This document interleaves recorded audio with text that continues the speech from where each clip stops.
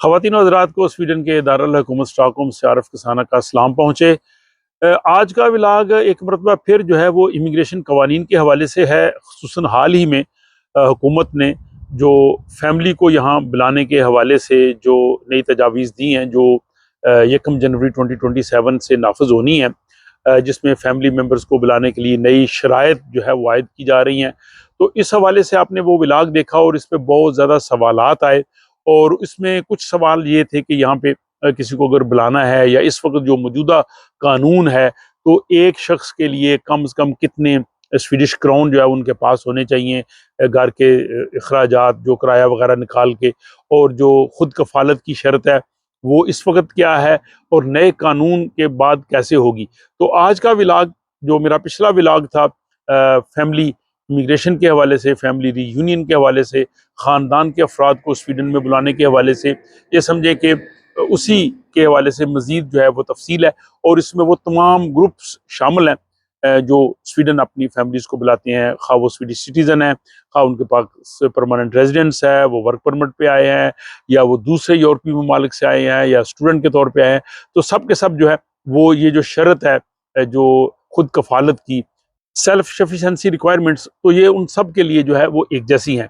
तो इस वक्त हम बात करते हैं कि इस वक्त मौजूदा जो कवानीन हैं, जिनके तहत अगर कोई फैमिली मेम्बर्स को बुलाना चाहता है, तो उसमें जो की पर्सन है जो अपने फैमिली मेम्बर्स को बुलाता है, जिसके पास यहाँ का रेजिडेंस परमिट है, और वो उनको स्वीडन बुलाना चाहता है, तो उसके ज़िम्मेदारी है कि वो रिहाइश और उनके अखराजात की सारी चीज़ का बता सके कि वो उन सब को ये वो कवर कर सकता है, वो बर्दाश्त कर सकता है। इसमें वो लोग शामिल हैं जो वर्क परमिट पे स्वीडन में आते हैं, या जो बिजनेस कारोबार के लिए स्वीडन आते हैं, या स्वीडन के या नॉर्डिक ममालिक के सिटीजन्स हैं, या वो लोग जिनके पास यहाँ पे परमानेंट रेजिडेंस है और वो अपने फैमिली मेम्बर्स को बुलाते हैं। इसमें एक अहम शर्त तो यह है कि वो जो आमदनी की रिक्वायरमेंट है, मौजूदा हालात फ़िलहाल उस वक्त देखते हैं जब आपने अप्लाई करना है, और इसके बाद जब आपने एक्सटेंशन के लिए अप्लाई करना है, उस वक्त वो नहीं देखते। ये अभी है, नए कानून में इसको थोड़ा तब्दील किया गया है।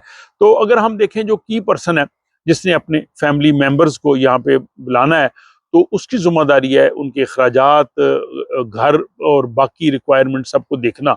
अब इसमें एक तो घर के अखराजात आ गए, ज़ाहिर है घर का किराया आ गया, जिसमें उसके बिजली, पानी, मेंटेनेंस और दीगर रिक्वायरमेंट है। अगर उन्होंने मॉर्गेज पे लिया गया, उसकी मॉर्गेज देनी है।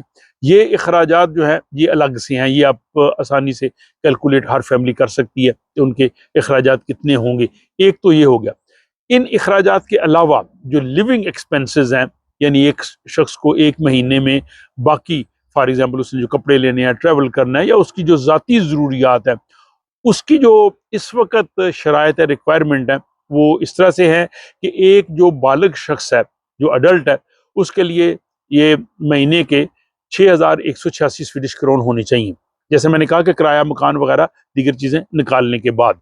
और अगर एक कपल है, मियाँ बीवी हैं, तो उनके लिए 10,219 स्वीडिश क्रोन उनके पास होने चाहिए। बच्चा जो है वो 6 साल की उम्र तक, पैदाइश से लेके 6 साल की उम्र तक बच्चे के जो अखराजात होने चाहिए उनके पास, वो हैं 3,306 स्वीडिश क्राउन। अब बच्चा जो है वो 7 से अगर 10 साल का है, तो इसमें अब थोड़ा इजाफा हो गया, वो है 3,967, 3,967 स्वीडिश क्राउन उनके पास होने चाहिए। और अगर बच्चे की उम्र 11 से 14 साल है, तो फिर ये जो रिक्वायरमेंट है वो है 4,629, 4,629 स्वीडिश क्राउन। और अगर बच्चा 15 साल से बड़ा है, 15 से यानी 18 तक, तो वो हो जाएगा 5,290। और जो 18 से ऊपर बालग, जो पहले मैंने शुरू में बताया, वो 6,186, 6,186। अब ये एक एक फर्द के, अब फैमिली के जितने मेंबर्स हैं आप कैलकुलेट कर लें कि आपको कितनी रिक्वायरमेंट पूरी करनी है। मिसाल के तौर पे अगर कोई अकेला वालिद है यहाँ पे, या अकेली वालदा है, तो वो अपने 16 साल के किसी बच्चे को स्वीडन में बुलाना चाहती है, तो उसके लिए फिर उसके पास जो है वो घर के और दीगर अखराजात के बाद 11,476, 11,476 होने चाहिए, यानी एक बालग के और एक बच्चे के। इसी तरह अगर एक जोड़ा है, मियाँ बीवी हैं, और वो अपने 2 बच्चों जिनकी उम्र 7 से 10 साल है, उनके साथ यहाँ पे रहना चाहते हैं, तो उनके पास 18,153 18,153 स्वीडिश क्राउन होने चाहिए। तो ये आप जो मैंने तफसील बताई है इसके मुताबिक आप कैलकुलेट कर ले एक आपको कितनी रकम जो है वो दरकार होगी, और इससे अगर वो कम होगी तो फिर जो है वो माइग्रेशन एजेंसी उस पर एतराज लगा देगी। इसके बाद हम बात करते हैं जो लोग बिजनेस के लिए आते हैं। बिजनेस के लिए जो है वो डिफरेंट रिक्वायरमेंट है, उनके लिए जो है वो मजबूरी एक लमसम अमाउंट है। जैसे एक शख्स के लिए जो है वो 2 लाख स्वीडिश क्राउन उनके पास होना चाहिए, और अगर उनके साथ उनका पार्टनर आ रहा है तो फिर 1 लाख अजाफी, और हर बच्चे के लिए 50,000 स्वीडिश क्राउन। तो ये जो बिजनेस ग्रुप है उनकी रिक्वायरमेंट कुछ इस तरह से है।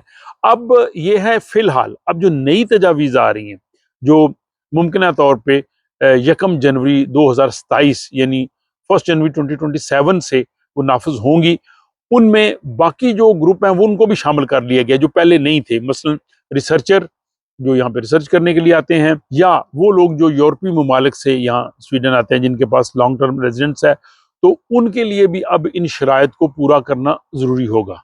यानी उनको भी अपने घर का और दीगर अखराजात निकालने के बाद जो मैंने तफसील बताई है, उन्हें भी ये शर्त पूरी करना होगी कि वो अपने ख़ानदान को यहाँ बुला रहे हैं और उनके पास इतने पैसे हैं तो वो उनको पूरी कर सकेंगे। और कुछ केसेस में जो लोग दीगर यूरोपीय ममालिक से या रिसर्चर्स आएंगे, उनको फुल हेल्थ इंश्योरेंस, यानी यहाँ अगर उनको डॉक्टर के पास जाना है, इलाज करवाना है, अद्वियात लेनी है, तो वो उनकी इंश्योरेंस जो है वो उसको कवर करेगी। वो स्वीडिश मेडिकल सिस्टम से या यहाँ के सोशल सिस्टम से, जैसे यहाँ के रहने वाले लोग फ़ायदा उठाते हैं, वो फ़ायदा नहीं उठा सकेंगे।